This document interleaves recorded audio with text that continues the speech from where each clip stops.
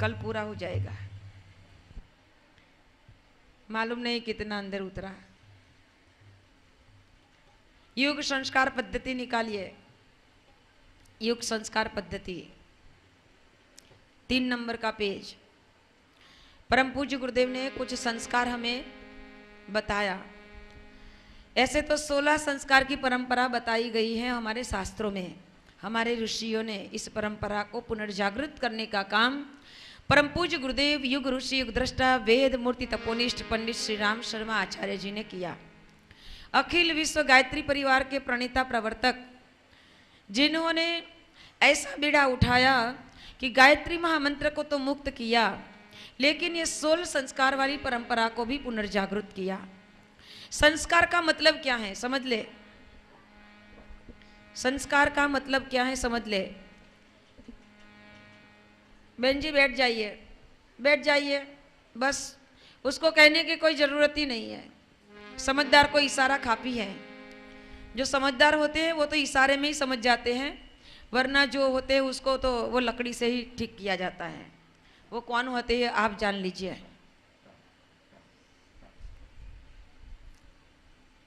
सोलह संस्कार की परंपरा में महत्व के संस्कार परम पूज्य गुरुदेव ने गायत्री परिवार को बताया और कहा कि बेटा अब गांव-गांव जाना, घर घर जाना, मोहल्ले मोहल्ले में जाना, गली गली में जाना, घर घर जाना और ये संस्कार की परंपरा को पुनर्जीवित करना। आपको हमने हर रोज यज्ञ की प्रक्रिया बताई कि अपने घर में वो तांबे का छोटा सा पात्र लेकर गैस पर रख के हम नित्य यज्ञ करें। शायद उस छोटा सा पात्र यहाँ पर स्टॉल पर मैंने देखा।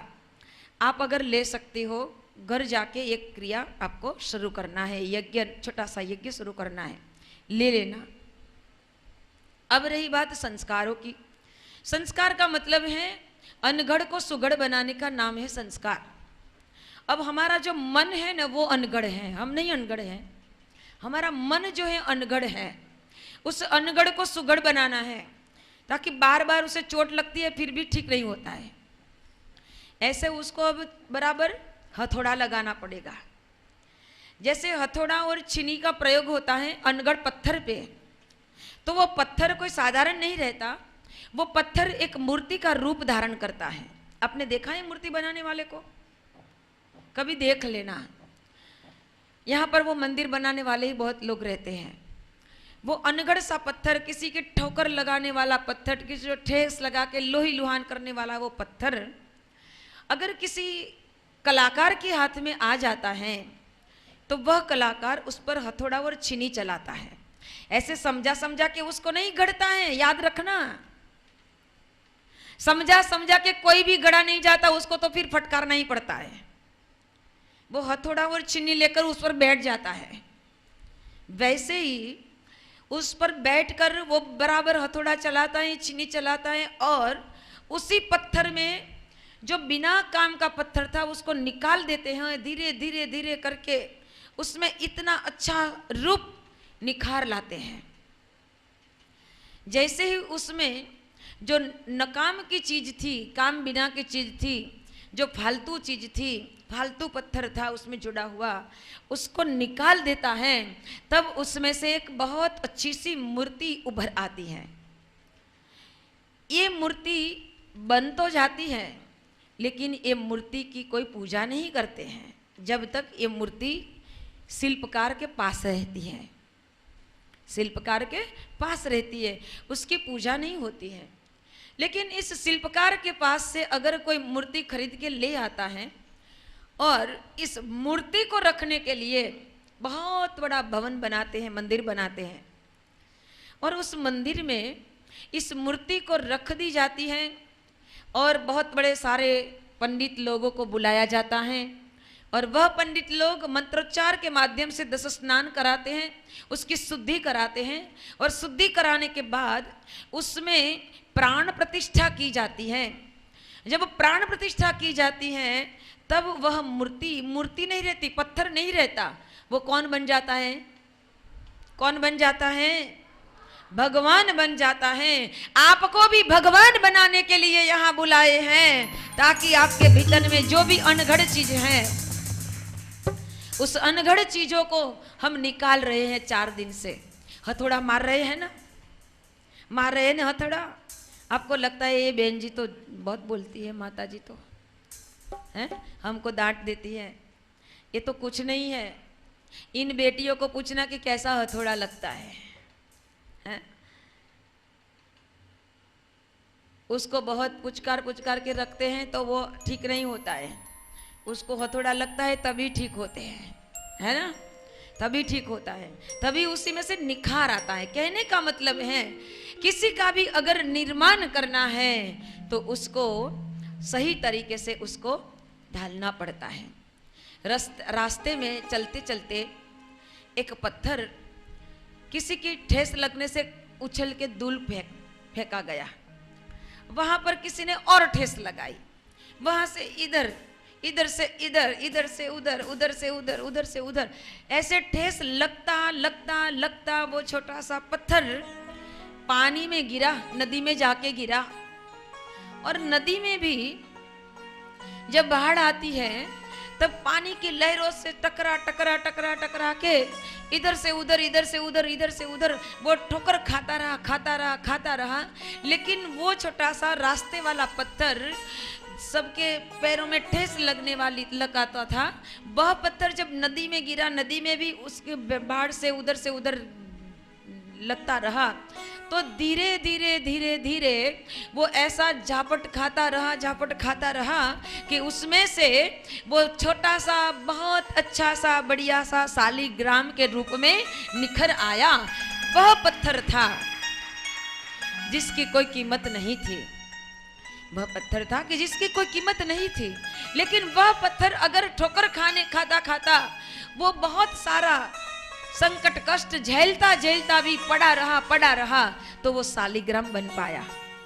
अगर हमें कोई कुछ कहता है तो हम कह देते हैं, मुंह फुला देते हैं हनुमान जी की तरह, अब मुझे मत बुलाना, मैं नहीं आऊंगी। ऐसा कह के अगर कोने में बैठ जाओगे तो आप कभी भी अच्छे नहीं बन पाओगे।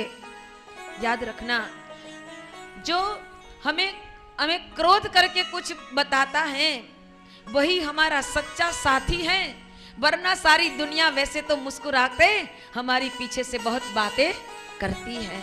इसलिए याद रखना कि जो हम पर क्रोध करते हैं ना, वही हमारे सच्चे साथी होते हैं, वही हमारे हितैषी होते हैं। वरना तमाशा देखने के लिए तो पूरी दुनिया तैयार ही है कि कब हमारा कुछ बिगड़ जाए और कब तमाशा खड़ा हो जाए। हम नहीं चाहते हैं कि यहाँ आने वाली कोई भी बेटी के जीवन में कोई तमाशा खड़ा हो। हर एक बेटी के जीवन में हम गुरुदेव से प्रार्थना हर रोज सुबह में करते हैं कि हे गुरुदेव, आपने जो भी बेटियों को बुलाया है वो तो अनगढ़ पत्थर जैसी है, लेकिन उसके जीवन में ऐसी सुगढ़ता लाना, ऐसे संस्कार लाना कि उसका जीवन बहुत अच्छी तरह से उज्जवल भविष्य की ओर चले। उनके भीतर में देवत्व जगे, मानव में देवत्व जगाने का काम ये बेटियां करेगी। आगे जाके वह बेटियां अपने जीवन को ही ऐसे उभार लाएगी और सारे परिवार के जीवन में देवत्व जगाए।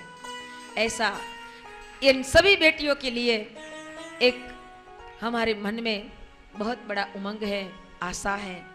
तो आप इन आशा और अपेक्षाओं से कभी भी हमें निराश मत करना। परम पूज्य गुरुदेव की हमारे लिए क्या आशा और अपेक्षाएं हैं, ये कल का विषय है, कल बताएंगे आपको।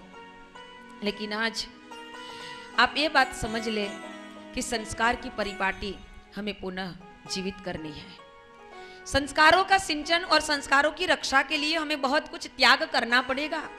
वैसे संस्कारवान नहीं बन पाएंगे। हमें जो बहुत अच्छा लगता है वो छोड़ना पड़ेगा, तब संस्कार की रक्षा हो पाएगी। हम तो चाहते हैं कि हम फिल्म भी देखेंगे, हम सड़क पर खड़े होकर गोला भी खाएंगे और हम जहाँ तहाँ घूमने भी जाया करेंगे, जैसे तैसे लोगों के साथ बैठे कुठक भी करेंगे। और ऐसा करने से हम कभी भी अच्छे नहीं बन पाएंगे। याद रखना कि जब कुछ त्याग होता है तभी कुछ मिलता है। अपने मन को बहुत अच्छी तरह से हमें समझा के विवेक जागृत करके सही रास्ते को पसंद करना पड़ेगा। संस्कारों की परंपरा को पुनर्जीवित करते हुए परम पूज्य गुरुदेव ने पहला संस्कार बताया है पुंसवन संस्कार। देखिए पान नंबर 3 पुंसवन संस्कार है। बेटियां समझ लो कि ये संस्कार किसको किया जाता है। ये संस्कार प्रेगनेंसी वाली जो बहन होती है, गर्भवती बहन होती है, उनके लिए है। क्यों है आपको समझना चाहिए। हर प्रकार का ज्ञान हर एक व्यक्ति को होना चाहिए। क्यों? कल हमारी बेटियों ने बहुत अच्छा जो यहाँ पर परफॉर्मेंस दिया था, उसमें बताया गया था कि बेटियों की कैसे हत्या की जाती है। आखिर बेटियों को ही क्यों ऐसा दुख झेलना पड़ता है? तो समझो, अगर बेटियां ही जागृत हो जाएगी, हमारी नारी शक्ति ही जागृत हो जाएगी, तो ये सवाल हमारे सामने अब नहीं रहेगा। हम अच्छी तरह से समाज को जागरूक कर पाएंगे अगर ये बात हम अच्छी तरह से समझ लें। गर्भवती बहनों को ये संस्कार इसलिए किया जाता है कि जब 3 महीना होता है तब बच्चे का मस्तिष्क बनना शुरू हो जाता है। उस समय में ये संस्कार करवा के परम पूज्य गुरुदेव कहते हैं कि बेटा, आज से तेरे जीवन का रहन सहन, आचार विचार, वर्तन व्यवहार, खाना पीना तुझे बहुत सात्विक बनाना है। सात्विक बनाना है। मिर्च मसाले वाले और जो आए हुए वस्तु बनाते हैं, ऐसी चीज़ें नहीं खाना है जिससे हमारे शरीर में एसिडिटी हो, गैस हो। ऐसी चीज़ें हमें नहीं खानी चाहिए, क्योंकि शरीर में अगर गड़बड़ होगी तो उसकी सीधी असर बच्चे पर होती है। माँ जैसा सोचती है वैसी सीधी असर बच्चे के मानस पर पड़ती है। इसलिए उस टाइम पे बहन को बताया जाता है, बेटी को बताया जाता है कि बेटा तुम माँ बनने वाली है। माँ का उत्तरदायित्व क्या है समझ ले। माँ का उत्तरदायित्व है कि अच्छे संस्कारों को जीवित रखे, शुभ शुभ सोचे, शुभ विचारे, और कभी भी ऐसा लड़ाई झगड़ा ना करे, सदैव मुस्कुराते रहे और ऐसा भोजन करे ताकि जल्दी से बच जाए। अपने फ्री समय में का तो मंत्र लेखन करे या फिर कोई अच्छी से दिव्य चरित्रों का चिंतन करे, उसका वांचन करे। काम में कभी भी आलसी ना बने। अगर माता ही आलसी बनकर बैठ गई तो बेटों से फिर कोई भी हम आशा अपेक्षा नहीं रख सकते हैं। ध्यान रहे। इसलिए परम पूज्य गुरुदेव ने बताया कि इस समय में माता को बहुत सावधान रहना है। इसका विधि विधान समझाया गया है। देखो, औषधि अवधारण, इस औषधि को बनाने के लिए 3 चीजों का इस्तेमाल होता है। आप अगर उसमें इंटरेस्ट लेती हो तो लिख सकती हो कि उसमें कौन सी 3 औषधियों का प्रयोग होता है। एक है गिलोई। गिलोई जो कड़वी होती है, गिलोई औषधि होती है। गिलोई गुजराती में कहवाय गड़ो। गड़ो गिलोई।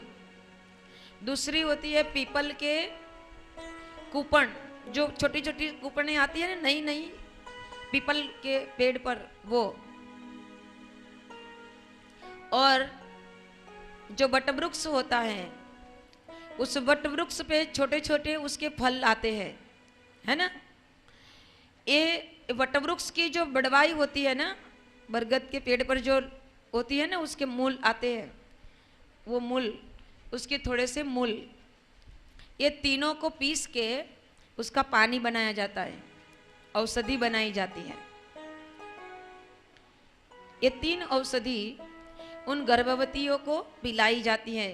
सबसे पहले उसको सूंघते हैं, समझ ले। छूटा है तो हाथ ऊपर करो, फिर से बोलूंगी, लेकिन अंदर अंदर बातें मत करो। छूटा है तो हाथ ऊपर करो, बोलूंगी। गिलोई लिखो, गिलोई लिखा। पीपल की कुपने, पीपल के वृक्ष की कुपने। मालूम हुआ उसको क्या बोलते हैं आप? वही बोलते हैं ना, नई नई आती है ना पीपल के वृक्ष पर छोटी सी कुपने, वो। और बट वृक्ष को जानते हो ना, क्या बोलते हो? बड़, बड़ बोलते हैं।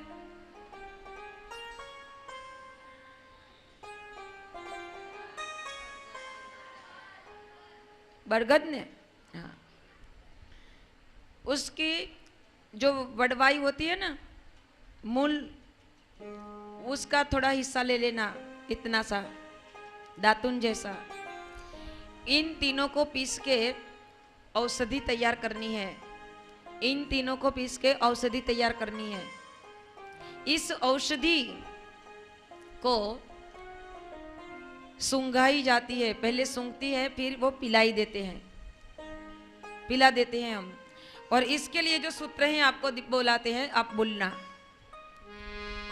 बोलिए ओम दिव्य चेतना स्वात्मीयम करोमि हम दिव्य चेतना को आत्मसात करते हैं।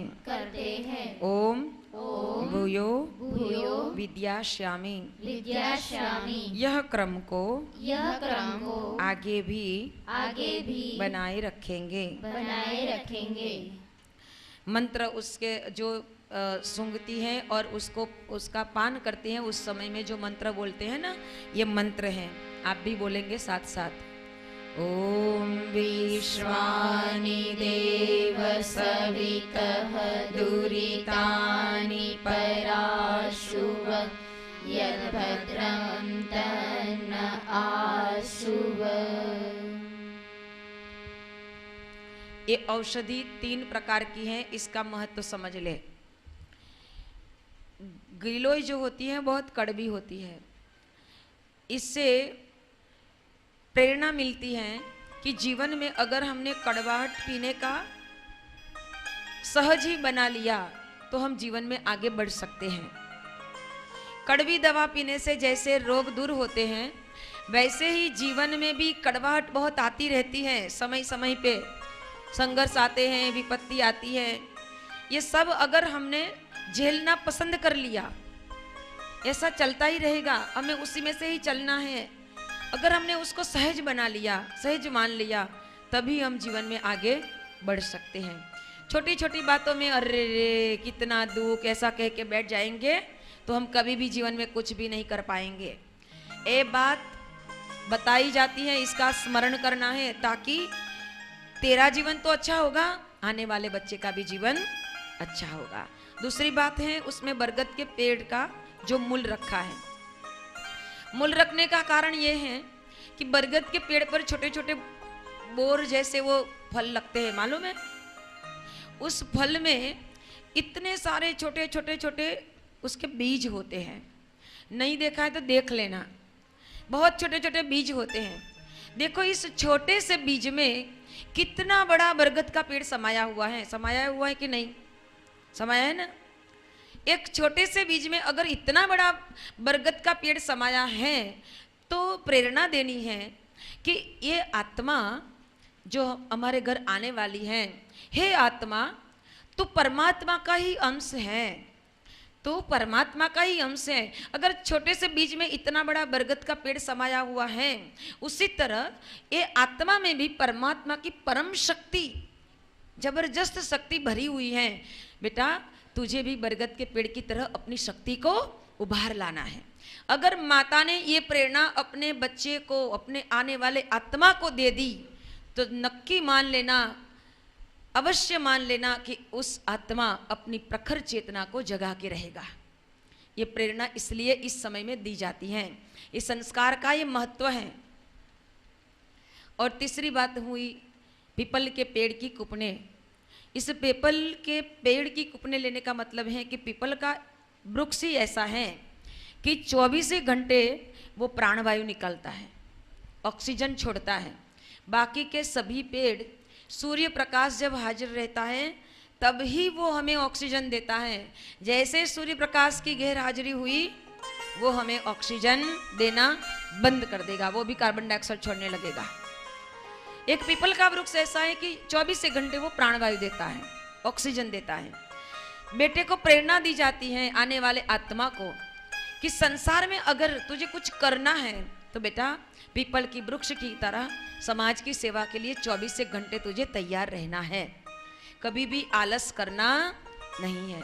ऐसी उच्चतम प्रेरणा जब हमें अपने माँ बाप ने नहीं दी है तो कोई बात नहीं, लेकिन हे बेटिया आज आप माँ गायत्री के गर्भ में बैठी हैं, इसलिए आज माँ गायत्री आपको ये प्रेरणा दे रही है। माँ गायत्री आपको ये प्रेरणा दे रही है, इसलिए मान लेना कि ये बात मेरे लिए है, ये बात मेरे लिए है। आप 5 दिन माँ के गर्भ में रह रही हो, इसलिए माँ हमें जो संस्कार दे उस संस्कार को हम बहुत अंतःकरण से धारण करेंगे, बाद में हम लौटेंगे। आपका ये संस्कार पके, इसीलिए तो इतना शुभ अवसर हमें मिला है। आइए इसके बाद की जो विधि विधान है उसमें उन आत्मा का बहुत अच्छी तरह से स्वागत किया जाता है, इसलिए उसका पूजन अर्चन करने की विधि बताई गई है। उस गर्भ की पूजा होती है। सभी गायत्री उपासना करने वाले हमारे थोड़े बहनें होती हैं, वो संस्कार कराने जाती हैं तो 2, 4, 5 बहनें हाथ में अक्षत पुष्प लेकर या फिर घर के बुजुर्ग लोगों को हाथ में अक्षत पुष्प देकर संकल्प किया करवाया जाता है कि इस मंत्र सूत्र बताया गया है। देखो मैं बोलती हूँ, आपको भी पीछे बोलना है। बोलिए ओम सुसंस्काराय यत्नम करिष्ये नवागंतुको सुसंस्कृत और समुन्नत बनाएंगे। ये बात दोहराई जाती है, जो घर के बुजुर्ग लोग होते हैं उसको ये बात इसलिए बोलाई जाती है कि इन बच्चे को बहुत सुसंस्कृत और समुन्नत बनाने का सौभाग्य हमें मिला है, हम उसे ऐसे बनाएंगे। जिम्मेवारी एक व्यक्ति की नहीं है, घर के पूरे परिवार की है, इसलिए संस्कार से उनको भी जुड़ा जाता है। आश्वासन दिया जाता है कि इनके लिए पूरी व्यवस्था हम भी करेंगे। घर के पति होते हैं, वो पत्नी के कंधे पर हाथ रख के उसको आश्वासन देते हैं कि आने वाले बच्चे के लिए हम भी अपनी जिम्मेवारी निभाएंगे, इसलिए उसको ये सूत्र बोलाया जाता है। बोलिए आपको भी ये मालूम होना चाहिए कि इस संस्कार में कितनी महत्वता और कितनी दैवी प्रेरणा परम पूज्य गुरुदेव ने भर के रख दी है। सूत्र पद्धति में बता दिया, गुरुदेव ने कितना सरल कर दिया। कर्मकांड को इतना ज्यादा महत्व नहीं दिया, गुरुदेव ने सूत्र पद्धति बता दी, लेकिन ये बताया कि उसकी प्रेरणा घर घर तक फैलाओ, बस उसके विचार घर घर तक फैलाओ। इसलिए इस सूत्र पद्धति में बताया गया। देखो बुलाया जाता है पतिदेव को, ओम स्वास्थ्यम प्रसन्नम कर्तु यतिष्ये गर्भिणी को स्वस्थ और प्रसन्न रखने के लिए प्रयत्न करेंगे। ओम मनोमालिन्यम नो जनयिष्यामि परिवार में कलह और मनोमालिन्य न उभरने देंगे। ओम स्वाचरणम अनुकरणीयम विद्यास्यामि अपना आचरण व्यवहार अनुकरणीय बनाएंगे। ये बात घर के पतिदेव को बताई जाती है कि आपको इस तरह से रहना है, घर में कलह कंकास नहीं होने देना है। जो भी इस समय में इस देवी को जो पसंद हो उसी तरह से हमें अपना व्यवहार बना देना चाहिए। फिर देखिए चरु प्रदान, यहाँ पर यज्ञ दीप यज्ञ की प्रक्रिया जुड़ी जाती है। मतलब कि ये संस्कार के साथ हम दिया जला के 5 दीपक या फिर 11 दीपक जला के गायत्री महामंत्र से भावनात्मक आहुतियाँ प्रदान करेंगे और इस आने वाले बच्चे के लिए उज्जवल भविष्य की कामना करके महामृत्युंजय मंत्र द्वारा भी हम आहुतियाँ देंगे। इस भाव के साथ चरु प्रदान करना है, मतलब कि खीर बनाई जाती है चावल की, दूध में पकाया हुआ चावल खीर बनाई जाती है। इस खीर को प्रसाद के रूप में गर्भिणी को दी जाती है। क्यों? इसका एक महत्व ये भी बताया जाता है कि जब दशरथ राजा के घर 3 रानियां थी, कोई पुत्र नहीं था, तब दशरथ राजा गुरु वशिष्ठ के पास जाते हैं।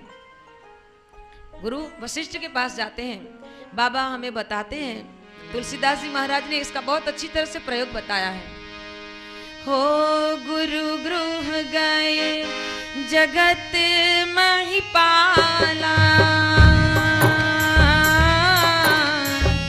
चरण लागी करी विनय विशाला।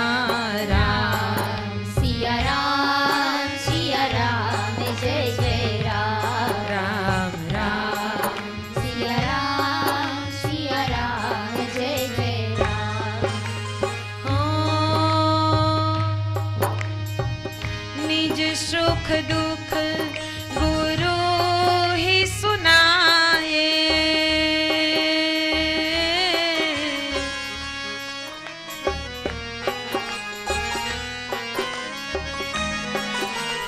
राम सिया राम जय जय राम। राम राम सिया राम जय जय राम।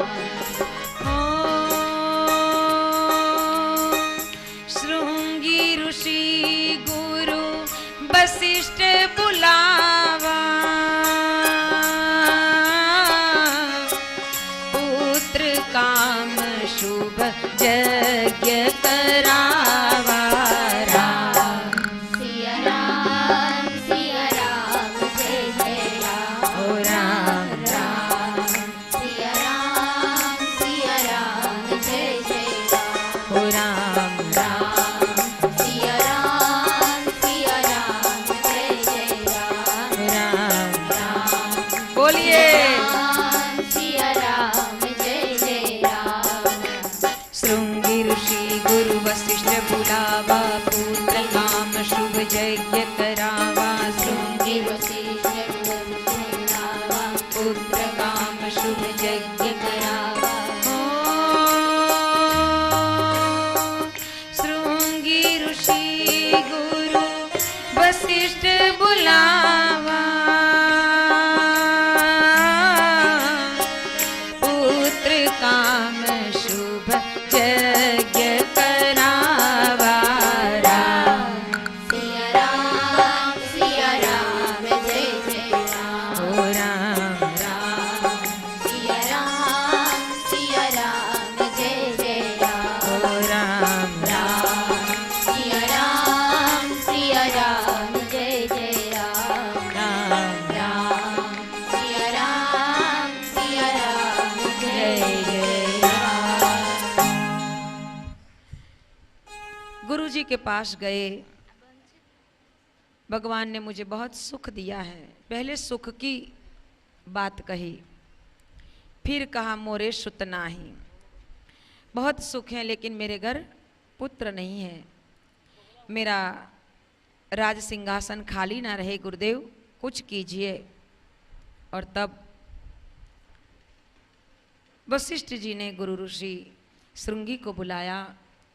श्रृंगी ऋषि को इसलिए बुलाया गया कि अगर श्रृंगी ऋषि आता तब जो यज्ञ होता उससे कुछ परिणाम अच्छा मिलता है।